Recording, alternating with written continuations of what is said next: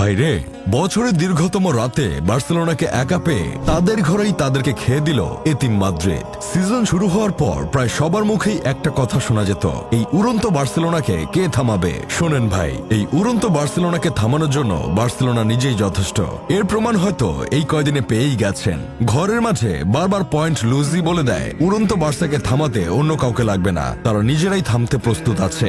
সিজনের শুরুতেই এরা লা লিগা থেকে শুরু করে ইউসিএল, কোপা দেল রে সবকিছু জিতে যায়, কিন্তু সিজনের মাঝখানে আসলে বোঝা যায় তারা কি জিততে চলেছে। এসব দেখে আমার বন্ধু কেরামত বলতেছে, যাদের স্বপ্নই হচ্ছে রিয়াল মাদ্রিদকে হারানো, রিয়াল মাদ্রিদকে হারাতে পারলেই যেন তারা ইউসিএল লা লিগা জেতার স্বাদ পায়, তাদের আর কষ্ট করে লা লিগা জেতার কি দরকার ভাই?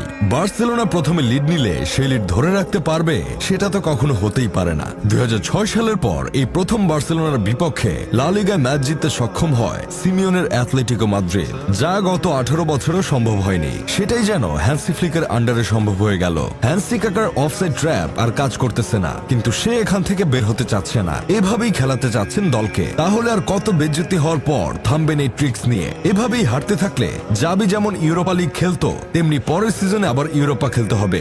এত ভালো পারফরমেন্স করেও যদি এই ধরনের গুরুত্বপূর্ণ ম্যাচ হারতে হয়, তাহলে আর কি বলবো ভাই। খারাপ তো লাগে বার্সার মিডের জন্য, তারা এই পরিমাণ বল সাপ্লাই দেয়, কিন্তু বার্সেলোনার ফরওয়ার্ডরা বসে বসে সেগুলো মিস করে। বার্সেলোনা এই সিজনে বিগ চান্স ক্রিয়েট করেছে মোট 85টি, আর তারা এই সিজনে বিগ চান্স মিস করেছে 50টি। যেমন ক্রিয়েট হচ্ছে তেমন মিসও করছে। অন্যদিকে রিয়াল মাদ্রিদ এই সিজনে বিগ চান্সই ক্রিয়েট করেছে মাত্র 54টি। এবারে লা লিগার টপ স্কোরার হচ্ছে লেভানদস্কি, আবার সবচেয়ে বেশি বিগ চান্স মিস করা প্লেয়ারটাও হচ্ছে লেভানদস্কি। অ্যাথলেটিকো মাদ্রিদের বিপক্ষে তো রাফিনহা ও লেভানদস্কি 1 ভার্সেস 1 চান্স মিস করার একটা প্রতিযোগিতায় নেমেছিল, দেখছিল কার চেয়ে বেশি কে মিস করতে পারে। এই পরিমাণ মেসি বার্সার জন্য হার বয়ে আনছে। যেখানে মেসিকে 34 বছরে বিদায় দেওয়া হয়, সেখানে লেভানদস্কি অলমোস্ট 36 হয়ে গেছে, তাকে এখনো রেখে দিচ্ছে। আসলে আর কত বেজ্জতি হলে তারা ভালো কিছু ফরওয়ার্ড সাইন করাবে ভাই? এবার ঘরের মাঠে যেন আর্জেন্টিনার কাছে পরাজিত হলো বার্সেলোনা। তাদের প্রথম গোলটা দিল আলভারেজের টেনে নেওয়া বলে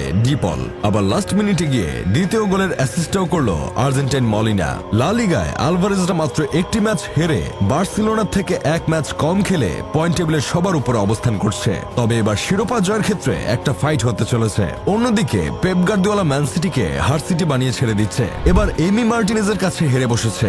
রদ্রি ম্যান সিটিকে best club in the world বলার পর থেকে এই পর্যন্ত 12 ম্যাচ খেলে মাত্র এক ম্যাচ জিততে পেরেছে। পেপ আলভারেজ আর কোল পালমারকে ছেড়ে দিয়ে একটু বেশি চুলপাকনামি করতে চেয়েছিল, কিন্তু সেই চুলপাকনামি এখন বেদনায় পরিণত হয়েছে। প্রতি ম্যাচ হারছে, ম্যাচে কোনো ক্রিয়েটিভিটি দেখানোর মতো প্লেয়ার পাচ্ছে না। অন্যদিকে আলভারেজ ও কোল পালমার অন্য ক্লাবে ঠিকই নিজেদের প্রমাণ করছে। যাই হোক, শেষমেশ আমি গোলাম হোসেন একটা কাজের কথা কই। সিজনের হাফ রাউন্ডে হ্যান্সি ফ্লিক পেয়েছে 38 পয়েন্ট, আর আগের সিজনে জাভি হার্নান্দেজ হাফ সিজনে পেয়েছিল 41 পয়েন্ট। তাহলে এখন বিবেচনা আপনারাই করুন।